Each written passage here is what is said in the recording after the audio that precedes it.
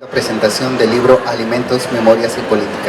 5 ensayos de historia cultural desde Lagos de Moreno. Me permito presentar al doctor Ray Freddy. Él es doctor en estudios internacionales por la Universidad del País Vasco, maestro en ciencias sociales y licenciado en estudios internacionales por la Universidad de Guadalajara, profesor investigador titular A en el Departamento de Ciencias Sociales y Desarrollo Económico del Centro Universitario de los Lagos. También es miembro del Sistema Nacional de Investigadores e Investigadoras del nivel 1 y cuenta con perfil de Sable Prode. Sin más premura, le cedo la palabra al doctor Ray Freddy, que fungerá como moderador y comentarista de esta obra. Gracias. Bueno, pues muchísimas gracias por estar en la segunda presentación de una novedad editorial del Centro Universitario de los Lagos. Antes que nada agradezco al laboratorio editorial del CULAGOS por hacernos la invitación, a Rectoría del Centro Universitario pues, por apoyar este tipo de iniciativas. Me voy a permitir leer las semblanzas de quien va a estar presentando esta obra, yo también, pero ya me presentamos, para que me autopresento. En este caso de los alimentos, memorias y política, 5 ensayos de cultural desde Lagos de Moreno. Nos acompaña Celia del Palacio Montiel, doctora en Historia por la Universidad Nacional Autónoma de México, es investigadora y docente en la Universidad de Guadalajara y del Centro de Estudios de la Cultura y la Comunicación en la Universidad Veracruzana. Bueno, ya me está diciendo que no, ex former, ¿no? Es integrante del Sistema Nacional de Investigadores e Investigadoras y de la Academia Mexicana de la Ciencia. Sus líneas de investigación son la violencia contra los periodistas y representaciones de la violencia en la prensa contemporánea, periodismo regional en México, siglos XIX y siglo XX, relaciones entre ficción e historia y lo más reciente, memorias, biografía y género.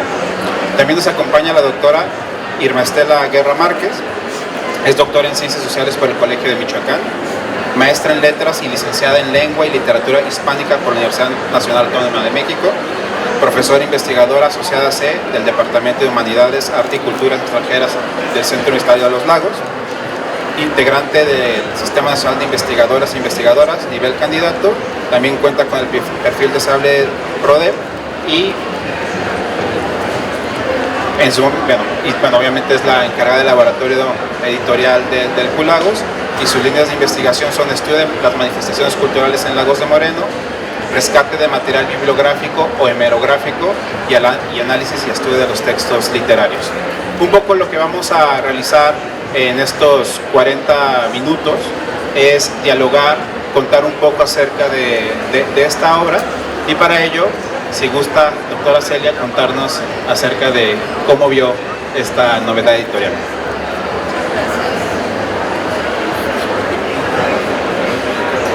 Hola, muchas gracias, la vi muy bien, la verdad.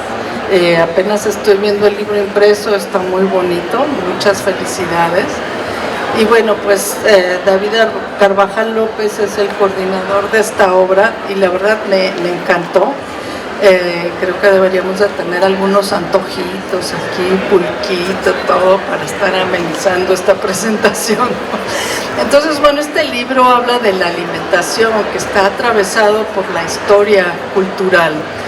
Y bueno, él dice, David Carvajal, en su introducción, que no deja de tener presente la complejidad social.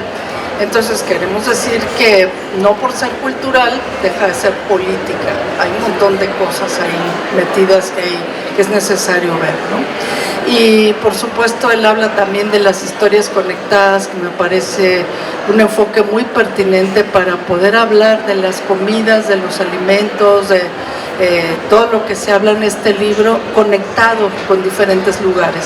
No estamos hablando solamente de los alimentos de Lagos de Moreno, sino cómo estos se han conectado por diferentes tradiciones, por las historias, por las identidades de muchos otros lugares, muy lejanos a veces, pero que tienen su influencia en estos alimentos.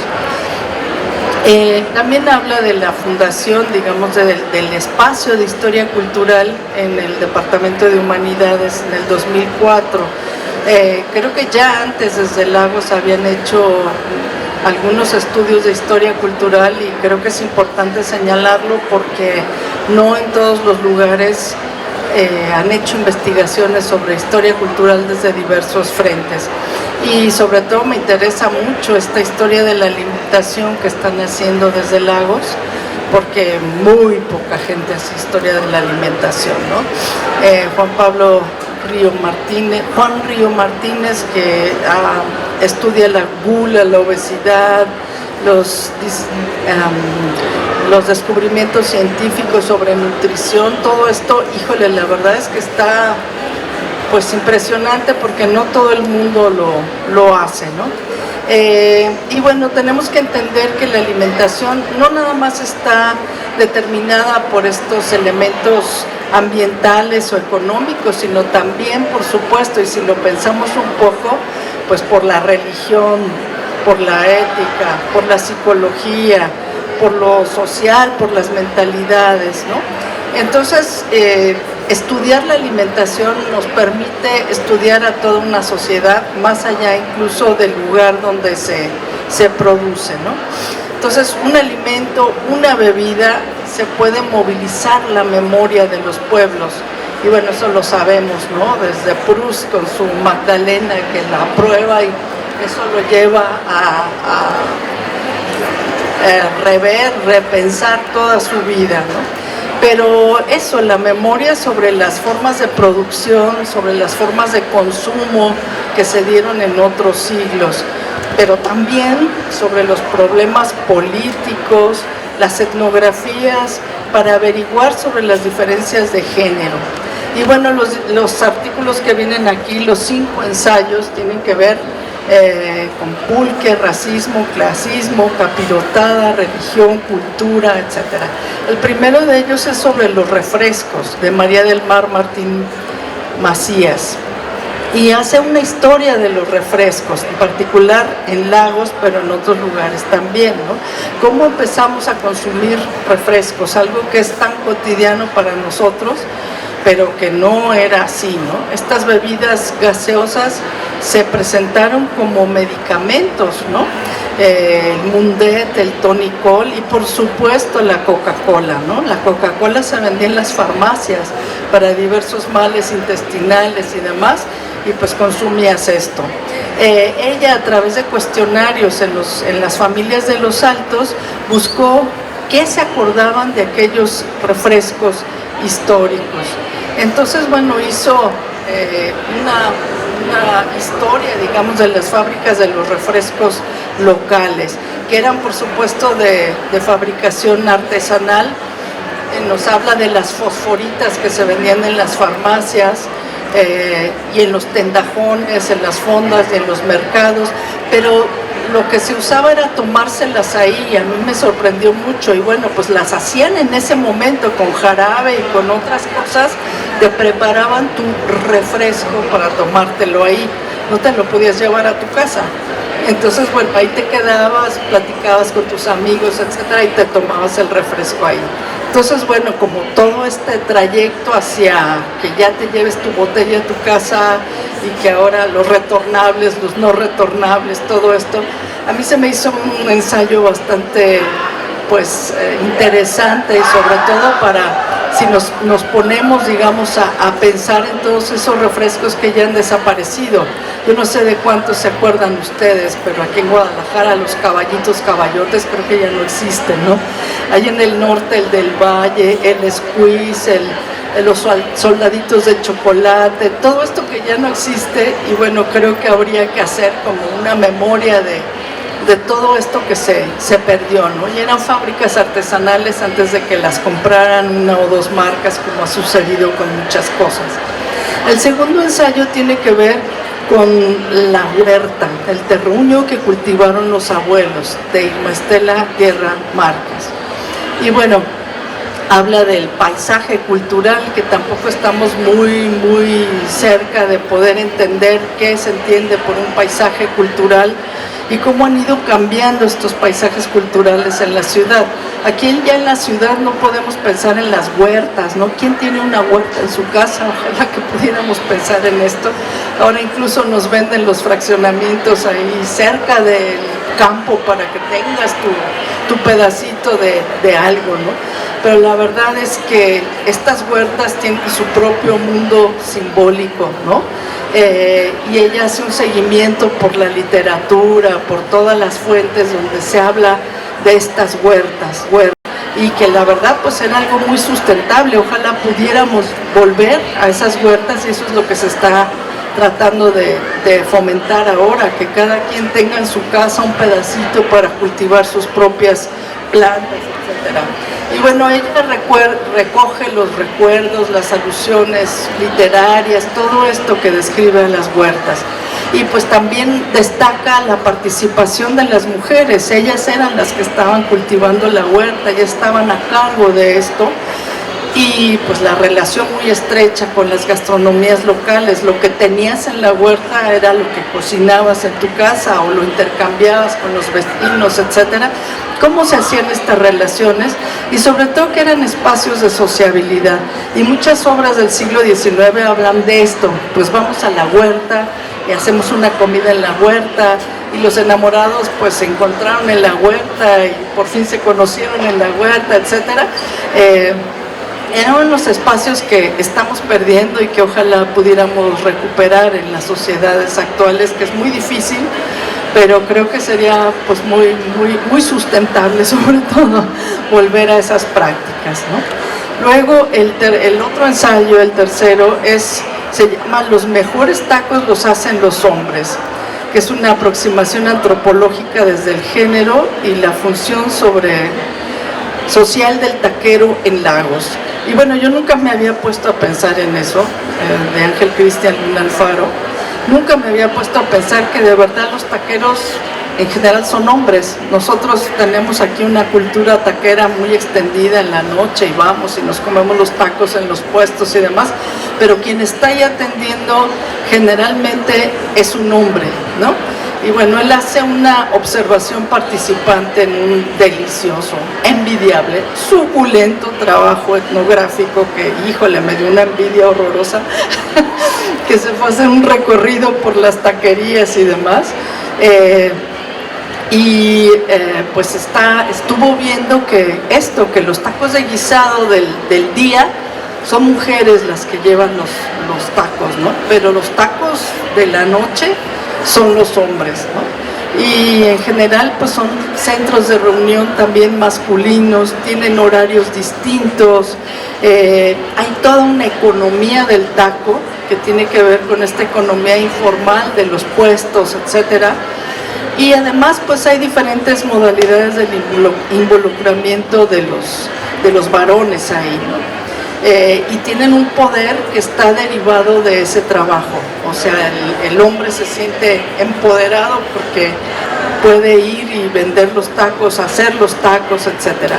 Entonces, bueno, él hace toda un seguimiento desde la producción, los lugares de oferta, momentos y el consumo, ¿no? Y pues sí, tampoco no me había puesto a pensar que es totalmente cierto. Cuando alguien llega a un restaurante o lo que sea y pide a alguien una carne y a alguien un pescado, siempre así como que de inmediato, automáticamente le llevan la carne al varón y el pescado a la mujer, como que el varón es el que se come la carne y que las mujeres pues no quieren, digamos, la carne, etcétera, y pues lo cual no necesariamente es verdad, ¿verdad? En mi caso, por supuesto que no es así, yo quiero carne, ¿no? Y también pues esta cultura del asador, donde es el hombre el que asa la carne, ¿no? Los domingos y demás, pues es el hombre el que ahí con su chela pone su asador y se pone a asar la carne, es su espacio de poder, ¿no? Tal vez es el único que se permite, digamos, a los varones para tener, digamos, esos espacios de poder cercanos al fogón. Entonces me pareció un ensayo muy interesante y la verdad se me hacía agua la boca, me tuve que ir a comer unos tacos después de leer eso, buenísimo. Y luego otro ensayo que se llama La bebida de los dioses, el entredicho, de Juan Pío Martínez, sobre el consumo de pulque. Y la verdad es que sí, esto que está determinado históricamente tanto por la medicina, por la nutrición, por la química, por todo esto. Y bueno, por supuesto se dejó de consumir ante la inserción del capitalismo que favoreció el consumo de cerveza a finales del siglo XIX y principios del XX, y la política de Carranza, este gran modernizador, digamos, de la revolución, que quiso imponer el consumo de cerveza por encima del pulque y demonizar todo esto que dice el autor, como que bueno, los que toman pulque se embriagan y se quedan tirados ahí, todo eso es un símbolo de atraso, vamos a consumir otra bebida, ¿no? La imposición del consumo de leche, que nunca se me había ocurrido, que no tiene tanto que ver con la salud, sino con los intereses de los ganaderos, ¿no? Entonces había que ayudar a los ganaderos para que se pudiera consumir la leche. Entonces todo esto está atravesado por relaciones económicas y poderes capitalistas muy fuertes, ¿no? Por otro lado, pues sí hay una imposibilidad real de industrializar el pulque. El autor dice que ahora se hace, pero la verdad es que a mí me ha resultado muy difícil encontrar el pulque en una lata. No sé si ustedes lo han podido hacer y verlo fuera de México, incluso es dificilísimo encontrar el pulque así. El pulque es una bebida que, así como antes los refrescos, se tiene que consumir casi cerca de donde se produce, porque si no se echa a perder y ya no sabe igual, ¿no? Y bueno, pues tenemos todas las campañas antialcohólicas del porfiriato, todas las campañas que demonizaban, digamos, estas bebidas, pero bueno, Bulnes luego, uno de estos científicos del porfiriato, decían, no, espérenme, la causa del alcoholismo no es el pulque, son las mujeres. Ok, tampoco, vaya, que se calme el hombre, ¿no? Pero bueno, hubo a lo largo de la historia estas prohibiciones, ¿no? Incluso hacer aguardiente de maguey durante la colonia, ya se hacía este aguardiente, no nada más el pulque, sino el aguardiente destilado. Dicen que bueno, ya los pueblos prehispánicos ya hacían algún tipo de mezcal derivado del maguey, pero eso fue prohibido durante toda la colonia. Y bueno, ahora estamos viendo como un resurgimiento de estos productos del maguey, desde la fibra, etcétera, hasta el azúcar de agave. Yo no sé si ustedes han visto esta miel de agave que ahora dicen que es buenísima, que no sube el azúcar, que es buenísima para el colesterol y bla, bla, bla. Entonces digamos que estamos viendo como este resurgimiento de los productos de agave. Para la barbacoa en el centro de México, Hidalgo, Tlaxcala, todo eso, se usan las hojas del maguey para hacer barbacoa. Incluso ya se están acabando los magueyes, entonces aguas porque hay que cuidarlos también, ¿no? Y pues ahora vemos incluso tours a las haciendas pulqueras de Tlaxcala, de Puebla, etcétera, los llanos de Apan y en los platillos de alta cocina. Si ustedes pueden ir aquí en Guadalajara y de pronto les puede tocar una carne maravillosa con una salsa al pulque, ¿no? Entonces digamos que ya hay una cierta apreciación de las bondades del pulque y tendríamos que repensar qué tan dañino es o qué tan alimenticio puede ser. Y el ensayo de David Carvajal sobre la capirotada. Seguramente todos ustedes han comido capirotada en Semana Santa, etcétera, pero como él nos cuenta de cómo nació esta capirotada, ¿no? Y además todas las preguntas que se hacen. ¿Quiénes pueden o deben comer capirotada, no? Y eran comidas hay comidas diferentes para los cortesanos y para la gente del pueblo, ¿no? Entonces, basándose en prensa, recetarios, testimonios, pues ve lo que se comía en el siglo XVII, XVIII, y la verdad que qué cantidad de comida. Yo terminé así llena de comida, de todo lo que él cita ahí. Qué cantidad de comida y qué cantidad de productos se metían en la capirotada, ¿no? Pero él va haciendo como el desarrollo de cómo pasó de ser una sopa. Yo no me imaginaba que la capirotada podía ser una sopa, pasó a postre, ¿no? Y bueno, pues también todos los componentes que tenía ahí tiene componentes de clase, ¿no? ¿Quién puede comprar los ingredientes? Y luego se empezó a usar ya a finales del siglo XIX, principios del XX, fuera de la cocina. Y se decía que la capirotada era un revoltijo de cosas, cualquier tipo de cosas, es que es una capirotada. Pero lo que más me sorprendió fue que se usaba para nombrar una fosa común con cadáveres superpuestos. Entonces todos los enfermos, todos los muertos, todo, ahí los echaban en la capirotada, ¿no? Ay. Y después de eso, ya en el siglo XX, ya volvió a la cocina, pero ya entonces era un postre. Y ya también fue adquiriendo sus propias características según el lugar. Hay diferencias locales y eso seguramente ustedes lo han visto.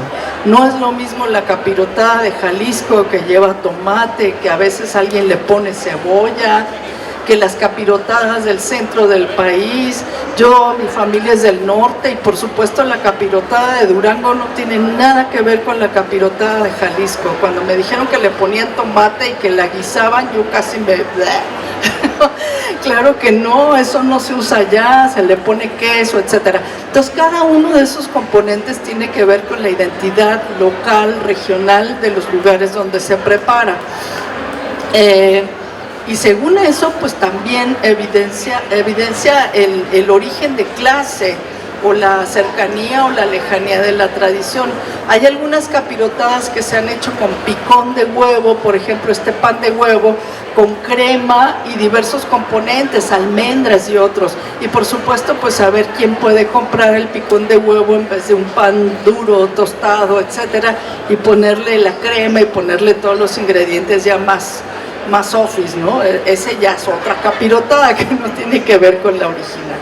En fin, que estos 5 ensayos deliciosísimos pues tienen reflexiones importantes sobre los alimentos y la conciencia de que las maneras, los lugares y las prácticas de producir, cocinar y comer están atravesadas por la historia, pero también por la política, por el género, la clase social, la economía y la identidad.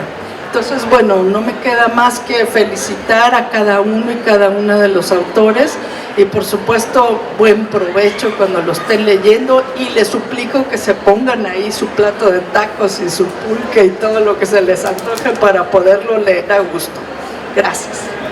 Muchísimas gracias, doctora. Si me da permiso la doctora Irma, yo continuaré con la presentación, ya que ella como autora va a contar un poquito más sobre las huertas, ¿no?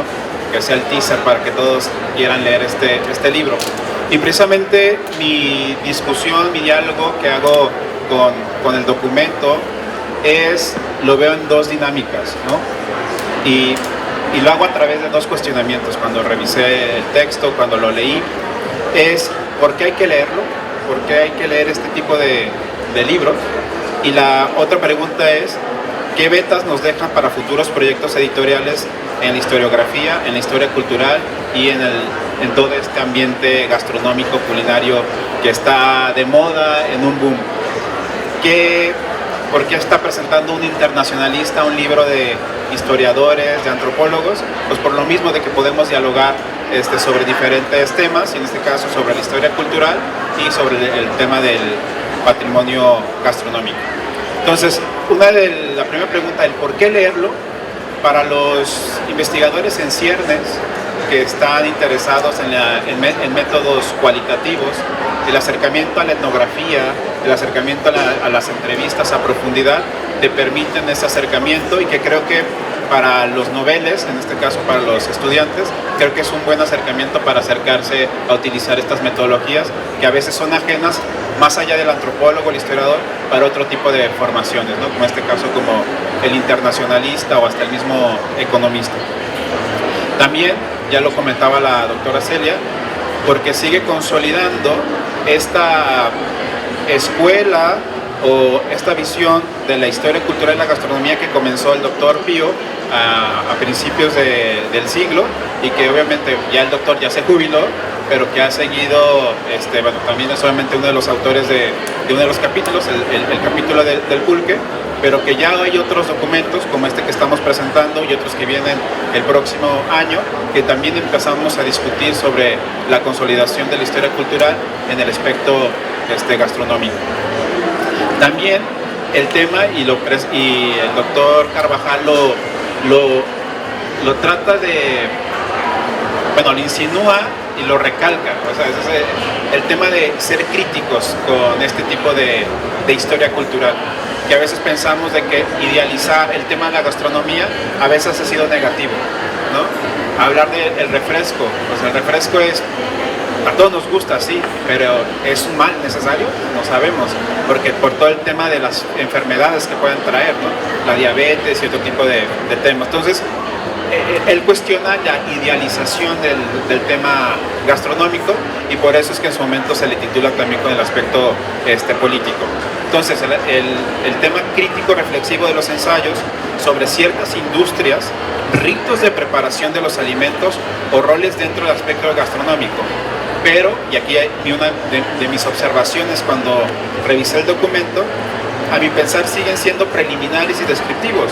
Muchos de estos ensayos, hasta los mismos autores dicen, es mi primer acercamiento, y algunos dicen, y ya va a ser mi último, ¿no? Entonces como que ya te dejan con ese sabor de seguirá o no seguirá, o si nos están dando permiso a que otros en su momento puedan experimentar con este tipo de estudios.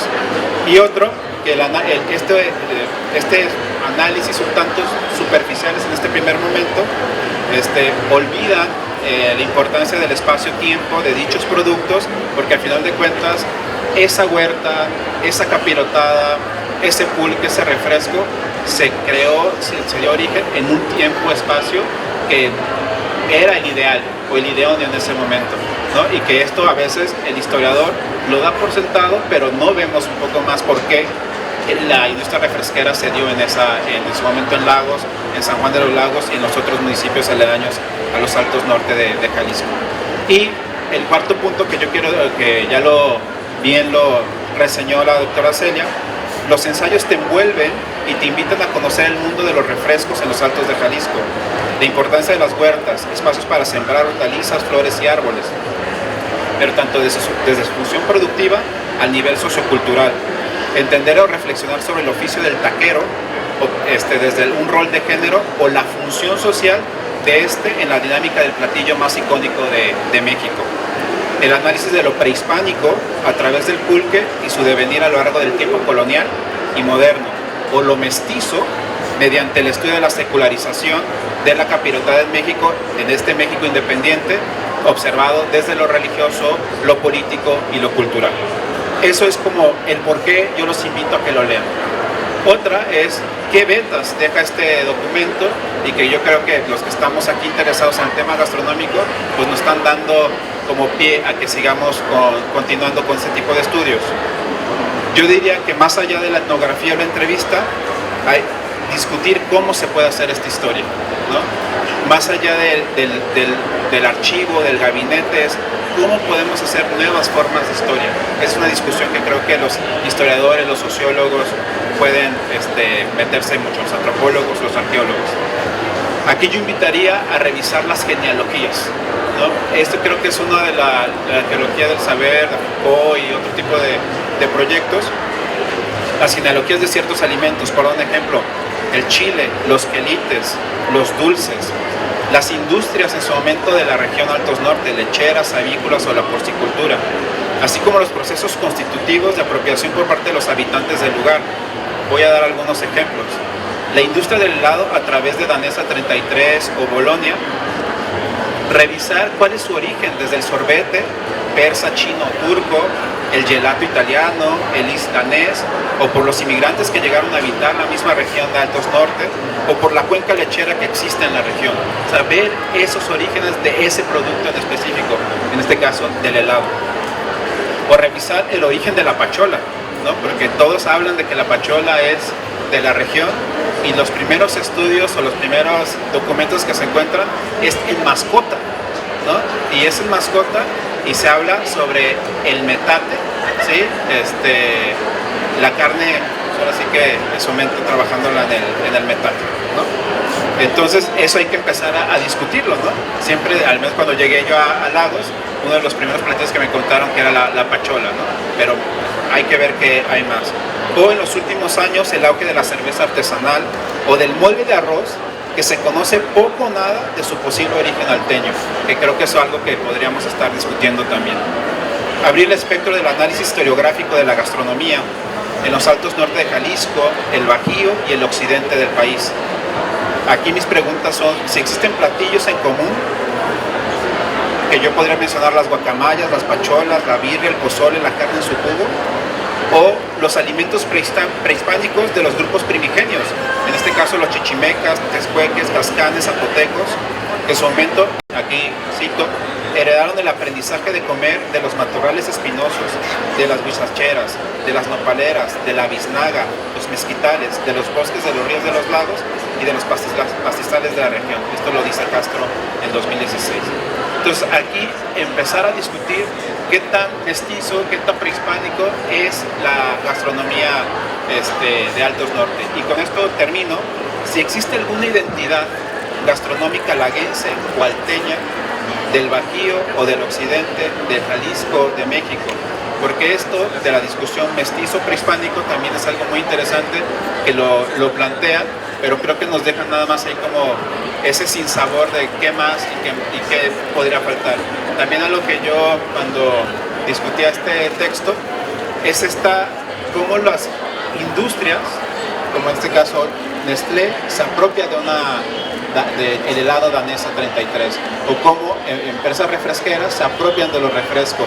Entonces, cómo esto también, al ser político, también este tipo de dinámicas, podemos un momento entender este aspecto culinario de Altos Norte de Jalisco, ¿no? Entonces, bueno, esto es lo que yo los invito a revisar este documento, y bueno, pues ahora sí cedo el uso de la voz a la doctora Irma para que nos cuente sobre su capítulo. Muchas gracias. Gracias por estar aquí en esta presentación. Yo quisiera mencionar que el doctor David Carvajal López es el coordinador de este proyecto editorial. Él nos invitó a participar primero en un seminario y ya como fruto de ese seminario presentamos ahora este libro. Él no pudo estar presente en este evento, pero pues yo le agradezco muchísimo y también agradezco al doctor Rey y a la doctora Celia del Palacio su presentación tan interesante. Y bueno, pues yo quiero referirme a los integrantes del equipo del Laboratorio Editorial del Q Lagos, al licenciado Mauricio Gallardo, al licenciado Fernando Núñez, acá está, a la maestra Carolina Cabrera, por su responsabilidad, dedicación y profesionalismo en este y en todos los proyectos editoriales, y también a nuestros becarios, Andrés, Raúl, Fernanda, Judith, Alejandra, Reina, Wendy y Mónica. Muchísimas gracias por todo lo que hacen ahí, su entrega. Les agradezco muchísimo y bueno, pues yo siento que le han dado a ustedes un sentido muy grande a mi vida. Muchísimas gracias. Me encanta estar con ustedes y ser parte de su equipo. Ahora también pues quiero agradecer a las autoridades del Centro Universitario de los Lagos, en especial a la doctora Gloria Angélica Hernández Obledo por su apoyo y bueno, a su equipo de trabajo. Muchísimas gracias. Ahora sí que, bueno, en este libro ya mencionaron los ensayos que se ofrecen. Sí, pues el hilo conductor de todos es la perspectiva de la historia cultural, que bueno, como lo señala David Carvajal, contrario a esa historia centrada en la cronología, en lo político, en el culto a los héroes, nacionales o locales y organizada en conmemoraciones, la historia cultural se distingue por ser un paso más en el proceso de ampliación del territorio del historiador y pues no tiene límite. Entonces hasta la alimentación, la sexualidad, la religión y un amplísimo etcétera son parte de sus intereses, y por eso es que nos ha permitido que aportemos algo y que investiguemos sobre un espacio local o regional también, y todo el vínculo que usted señala. Yo me imagino, bueno, para mí yo percibo que la identidad en cuestiones de gastronomía, la identidad laguense se inclina más hacia el Bajío y en otras cuestiones culturales. O sea, yo siento a Lagos como con más arraigo, como con más identidad cultural con el Bajío que con el resto de Jalisco. Pero bueno, habrá que investigarlo también. Ya mencionaron entonces todo lo de las que les decía la gente. Mi papá, por ejemplo, me platicaba cuando iba a la tienda a comprar esos refrescos, ellos les llamaban sodas en su momento, en la primera mitad del siglo XX, o les decían también gaseosas, y ya después se les llamó refrescos. Y bueno, yo, como ya lo mencionaron, yo me ocupé de las huertas, y pues he intentado describir esta parte tan importante del patrimonio cultural, y que ya casi se ha perdido. Siempre que voy a caminar al Jardín Grande, que conocemos como Jardín Grande, que esa fue inicialmente una huerta y un jardín también, siempre expreso en mi interior qué hermoso lugar. Ojalá tuviéramos más de todos esos lugares que existían, porque sí se están perdiendo. Entonces, pues es uno de los elementos del paisaje cultural y muestra una interrelación del medio natural con el proceso histórico local, con las actividades económicas y administrativas, con los problemas sociales, con los hábitos de sus habitantes y con las costumbres. Y pues se trata de espacios para sembrar hortalizas, flores, árboles frutales principalmente. Ahí trajeron los llamados frutos de Castilla, y muchos de ellos se dieron muy bien en el clima y en la tierra de lagos. Por ejemplo, las granadas. Ahora podemos ver cómo venden granadas, cómo cada año estamos comiendo granadas. También trajeron las naranjas agrias, era otro fruto de Castilla que se dio muy bien en lagos. Con la naranja agria se elabora un licor casero, que es delicioso. Todavía lo elaboran algunas familias, pero no, todo esto no es tan comercial. Algunas cosas sí, otras no, son muy todavía del ámbito privado. Entonces, bueno, por lo general también todos estos productos se consumen a nivel local. Por ejemplo, el mole de arroz. Y en estos predios que llamamos huertas, se configuró todo un mundo en torno a su funcionamiento. Forman parte del patrimonio cultural y bueno, a mí me ha encantado darme cuenta de cómo funcionaban también como escenarios para eventos artísticos, eventos literarios. Ahí en las huertas se presentaban obras de teatro, como El Palique de Antonio Moreno y Oviedo, por ejemplo. Y bueno, en un cuento de Dolores Amador, una escritora laguense de principios del siglo XX, se menciona una huerta. Se titula el cuento Dos rivales, y uno de esos dos rivales tenía una huerta, y bueno, la mamá quería casar a la hija con el dueño de esa huerta, pero ella estaba enamorada de un muchacho que la estaba observando cómo iba la huerta en esas lanchas de madera que muchos de nosotros todavía conocimos, con la que atravesábamos el río. Y bueno, ahí hay un accidente porque se volcó y el muchacho se aventó para salvar a la amada, y murieron los dos ahogados en el río, como cada año. Si recuerdan los laguenses, cada año se ahogaban personas en el río. Ahora ya no tiene agua ese río, raras veces corre agua, y la poca que corre está sumamente contaminada. De hecho, una de las razones del declive de las huertas de la otra banda, del otro lado del río, fue la contaminación del río, la alta contaminación. Desgraciadamente mucha gente ya hasta tenía miedo de consumir, porque regaban con esa agua contaminada. Hay crónicas de viajeros extranjeros que pasaron por lagos y les llamaba mucho la atención cómo la gente de ahí consumía lechugas que ahí se sembraban en las huertas. Hay crónicas del siglo XVIII y del siglo XIX, y les llamaba mucho la atención que en la calle las comieran, así como nada más las tenían en su mano, y entonces eso pues es también algo que sería sensacional rescatar. Todavía muchos platillos se acompañan con lechuga, como el mole de arroz, por ejemplo, se come con lechuga. Entonces, bueno, ya ahora las desinfectamos, pero así podríamos dar muchos ejemplos de todo ese mundo. También las pastorelas que cada año se representaban, ya existen trabajos de investigación sobre la pastorela en lagos, se representaban en las huertas. Y bueno, un grupo literario que he estudiado,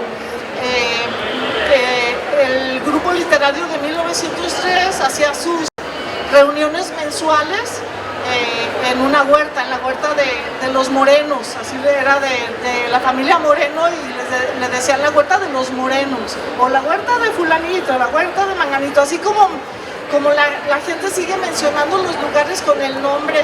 Por ejemplo, a veces me preguntan, ¿dónde venden este pastel? Y yo le digo, con las Gómez. Y yo, ¿cómo se llama la tienda? Las personas que no son de ahí no saben.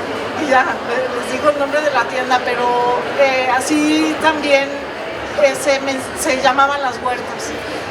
Era también una costumbre muy frecuente y que duró muchísimo tiempo. Yo he rescatado algunas fotografías, hacer días de campo en las huertas, y también se incluían actividades en los programas de las fiestas de agosto, siempre algo en alguna huerta. Entonces, pues pienso que es muy importante estudiar mucho más este tipo de espacios, a ver si podemos rescatar algo. Todavía quedan vestigios de la arquitectura hidráulica que se construyó para poder darles vida, para poderlas mantener. Existen vestigios de lo que se conoce como la acequia, que atravesaba desde el barrio del Molino hasta el centro de la ciudad, que se desahogaba en el centro de la ciudad, en el Jardín Grande, precisamente en el Chorro. Y todo eso, pues se pueden hacer ventanas arqueológicas, no sé, yo pienso que hay mucho trabajo por hacer y que sería muy valioso. Y qué bueno que el centro universitario, los investigadores que trabajamos ahí, nos demos a la tarea de hacer todo esto y que se esté enriqueciendo con todos ustedes que nos ayudan y que dialogan con nosotros. Muchas gracias, y pues ya no quiero extenderme más para dar paso a los que siguen. Bueno, gracias. Muchísimas gracias, doctora. Tenemos 8 minutos para una o dos preguntas, entonces dejo al público para que si tienen alguna duda, pregunta. Aquí también tenemos Ojo, que hay una sorpresa, así que hagan sus preguntas de parte de la doctora. Un giveaway. Ajá, va a haber sorpresa.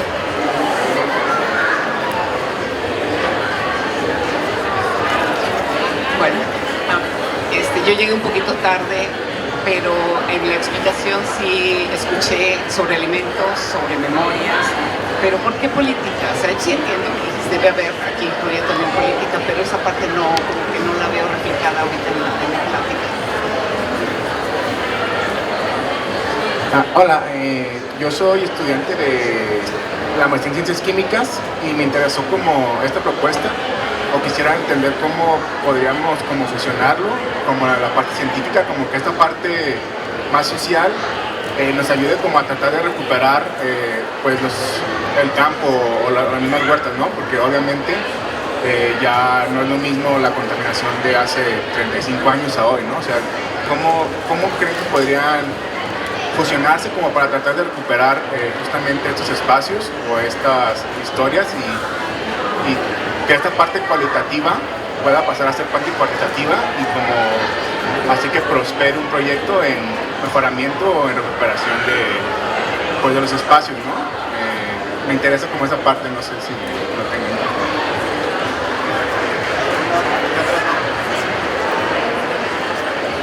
Yo tengo una pregunta referente a las huertas.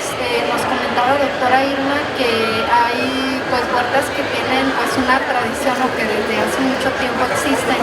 Yo no soy de Lagos, pero por ejemplo me di cuenta que hay una zona que le dicen las huertitas y tengo una duda sobre si esa zona de las huertitas son desde ese tiempo o por qué se llaman las huertitas.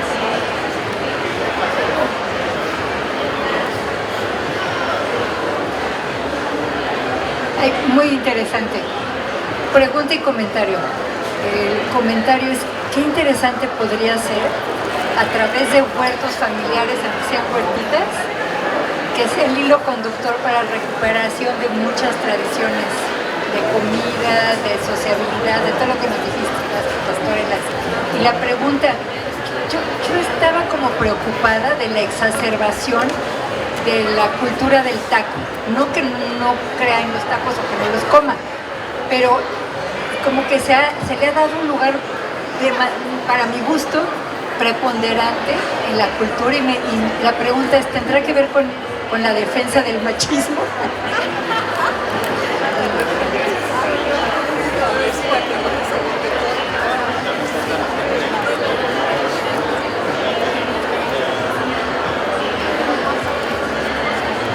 Bueno, en la cuestión del término político hay que ir más allá de esta idea del partido político, de esta idea de la esencia del poder, ¿no? Acá el tema es que todos los ciudadanos, todos al ser parte de una civitas o de una polis, ¿no?, hacemos política, ¿no? En este caso, ¿cómo construimos este tipo de narrativas, ¿no? Aquí, al menos en el texto de David, él sí trata de decir que la capirotada comenzó como un ente netamente religioso, pero que al irlo trasladando, evolucionando a través de la secularización, de dejarlo lo religioso, se convierte en algo político, ¿no? Es decir, ya algo que siempre se ha dicho que era un alimento religioso, pues se convierte en algo del día a día que deja de ser, como la discusión que tuvimos, y aquí, perdón por el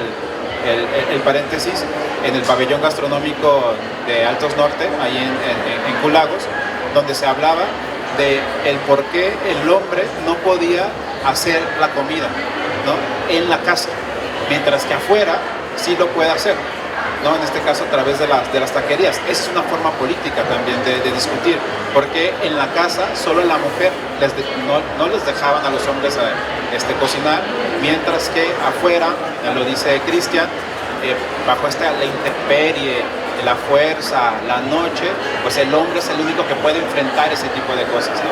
Entonces eso también es una discusión política que a final de cuentas pues trata de reivindicar más allá del término poder. Y algo con la cuestión de las huertas también, para dejar a las doctoras para que discutan un poco más. Yo lo primero que diría es empezar a mapear otra vez estas huertas, ¿no? Porque cuando uno mapea, empieza a generar todo este análisis cuantitativo, esta minería de datos para entender cómo era ese relacionamiento. Ya bien lo comentaba la doctora a través de las acequias, ¿no? O sea, cómo el agua bajaba para obviamente regar esas huertas. Obviamente también dependían mucho de las estaciones, que ahora sabes que por el cambio climático han cambiado muchas de las estaciones. Entonces también empezar cómo se hace cómo poder revivir esas huertas bajo estas nuevas lógicas, que al final de cuentas ustedes como expertos en el área de las ciencias exactas y de las ciencias naturales también podrían en este momento ayudar. Y algo, aquí también, si en su momento las huertas pueden revivir con otro tipo de productos, ¿no?, más allá de los que se generaban o endémicos, si a través de otro tipo de dinámicas se podrían generar. Pero bueno, eso yo se lo dejaría aquí a las expertas, ¿no? Yo no soy experta, pero sí te digo, recordemos esto, el lema de las feministas de los años 60, lo personal es político también, y esto se mete profundamente en la casa, en cada una de las prácticas, en cada uno de los consumos.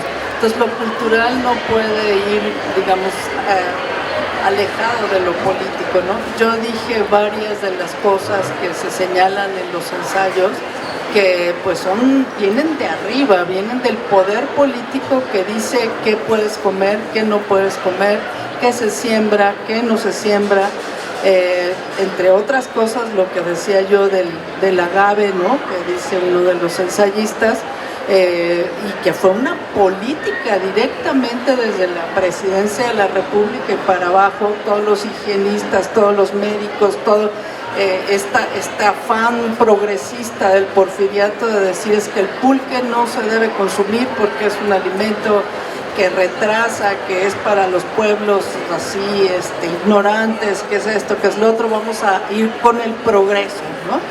Y bueno, pues dentro de lo religioso también es político. ¿Qué puedes comer? ¿Cuándo puedes comer capirotada? Nadie come capirotada fuera de la Semana Santa. O sea, es en Semana Santa porque así se determina que debe ser. Entonces, digamos, todas esas leyes vienen de afuera, ¿no? De lo político, ¿no? Entonces, bueno, todo está permeado por eso, los refrescos, todo esto. Entre el poder económico y político se ha determinado que estas grandes cadenas, estas grandes industrias refresqueras se devoren a los pequeños y qué es lo que se puede consumir, qué no. Ahora los sellos de que tiene demasiada azúcar, esto y lo otro, pues son determinaciones totalmente políticas que nos vienen de afuera y nos dicen qué se debe o no se debe consumir en ciertos lugares. Hay prohibición de refrescos en las escuelas, bueno, clarísimo, ¿no? Ese tipo de cosas que siempre hay que tomar en cuenta. Y bueno, lo de las taquerías, que hay una proliferación, pues yo creo que también es una recuperación de los alimentos de antaño, ¿no? De toda la vida, etcétera. Y acordémonos también que pues sí hay tacos, estos tacos de guisado hechos por mujeres, pero no solamente, digamos, los varones están ahí atendiendo y a lo mejor haciendo la carne, etcétera.